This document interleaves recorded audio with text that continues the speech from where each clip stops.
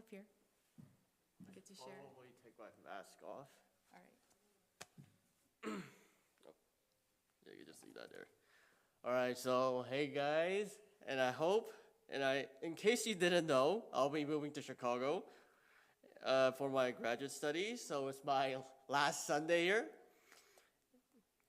and at U Chicago, I'll be joining the Ancient Near Eastern Studies graduate program, where I get to learn about ancient Egypt, ancient Mesopotamia, ancient Israel, and in that general area. And I'm going there and taking that program because I want to be a scholar that can support the Bible.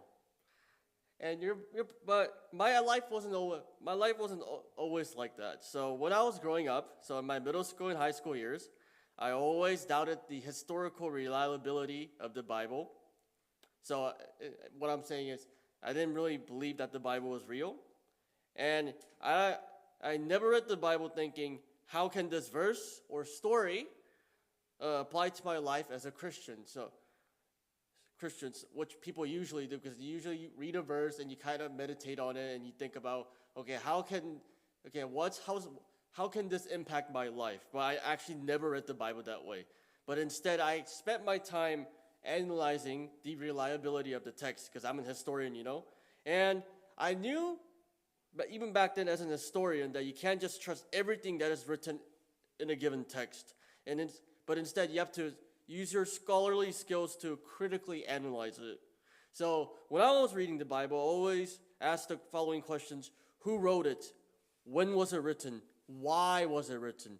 And are there any sources that can verify this one outside of this one? And finally, I always ask myself the overarching question: is this reliable?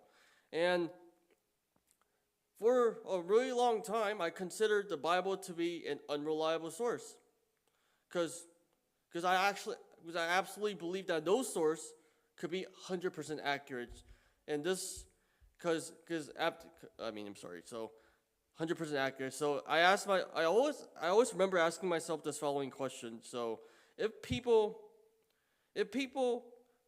who wrote the Bible are living people, then how can you prove that the people who wrote the Bible didn't leave stuff out, cherry picked stories which they only liked, made up accounts, or faced contradicting sources while they were writing the Bible? So for a really long time, I considered the Bible to be an unreliable source. And another reason why I consider it to be an unreliable source is because of the miracles included in there. Because I still remember thinking, Jesus walking on water, come on, who would believe that? Who would believe the dead can rise back from the dead? Or even, who can split, as we read in the story, who can split the sea by hitting it with the staff? Come on, who would actually believe that? So back then, I simply considered the Bible as a variation of ancient Near Eastern myths that had no historical value. So you're probably asking, so what made you change your radical mind? So my perspective began to change when I realized that historians need to open up to all kinds of opinions and perspectives, and you can't just study one side of the argument. And I realized I haven't looked into the Christian side of the argument for the evidence of the Bible, so I began to do some research in college. And this was when I began to realize things that made the Bible stand out when compared to the other myths, which I probably talked about in my small groups, but at this point you probably forgot, so yeah, you guys can go back to that if you want.